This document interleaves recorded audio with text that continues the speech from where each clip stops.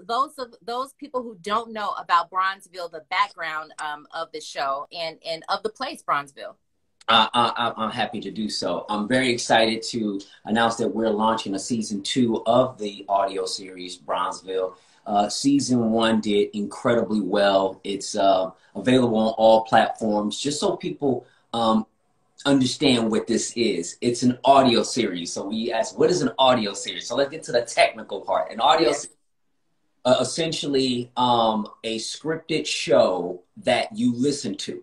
But the way it is written, the way it is directed, the way it is performed with the actors, the sound design, it's almost like listening to your favorite show, your favorite drama. So imagine whatever favorite TV show that you binge watch. But let's say you're turning around, you're at your computer, this TV is on, so you hear it, right? We have created that. So you go right into the theater of the mind. And we were able to do so because of the platforms that we have today with audio and podcast. And so Bronzeville is a story that my brothers and I, Larenz and Lamar, have been looking to do for so long, for years. The story of you know, essentially a community where Black people actually got a chance to see the American dream come to fruition. And what do we mean by that? Coming out of, you know, Jim Crow in the early 1900s, the 20s, the 30s, and the 40s, you know, Black folks just did not have things working in our favor. Yeah. But we're able to overcome, you know, all the adversity that we've overcome. And one of the ways we were able to do that is you find these communities like Bronzeville, which is on the south side of Chicago, predominantly Black, that found ways to financially become stable. And what Black folks were doing was running numbers. It was a numbers game that was considered a racket.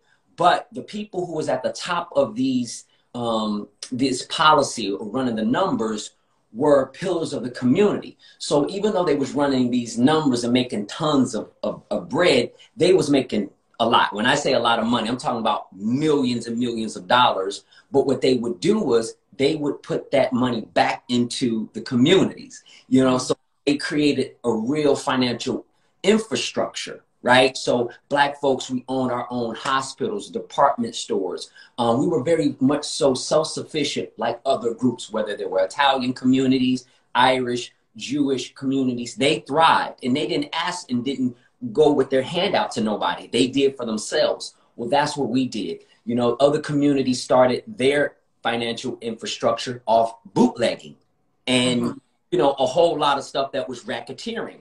Ours was running numbers. Over a period of time, you know, other communities started running numbers and sort of taking over that racket. And then the government came in and took over it. And it is what is today the Illinois State Lottery. It is what the lottery is. So Black folks have a lot to do with the whole numbers game and what has become the lottery that so many of us play today. But we don't get a chance to know about that and learn about that. And spending time with Quincy Jones, I was able to spend time with him when I was doing the movie Ray. And we got a chance to just talk about everything. And he brought up the south side of Chicago. He talked about, you know, the policy, his family. His father was a driver for this very influential family called the Jones Brothers, no relation.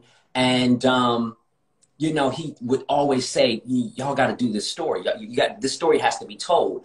But, you know, we look at, you know, Harlem and Tulsa, Oklahoma.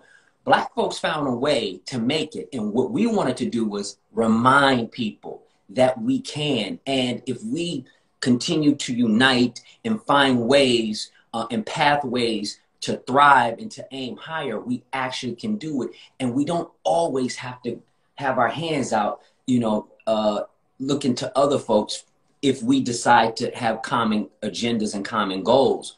And so the story of Bronzeville really, you know, centers around a family. You know, there's, you know, three brothers. Yeah, 3 brothers and a sister. and they are the pillars of the community, you know? And so, with all these great characters, we just wanted to tell the story of this family that's almost like what people would look at as like the Godfather. You know how the Godfather, they had a real infrastructure, but our focus was not really on all of just the racketeering. It's about what they did for us to be able to thrive and to have our own schools, to have police departments that policed our communities. And you know, we know with our relationship with the police department in our communities now. But if we had Black folks running and organizing and doing things for ourselves, and thriving in the economic sector, you know, in a real way, the whole world would be much better. Trust me.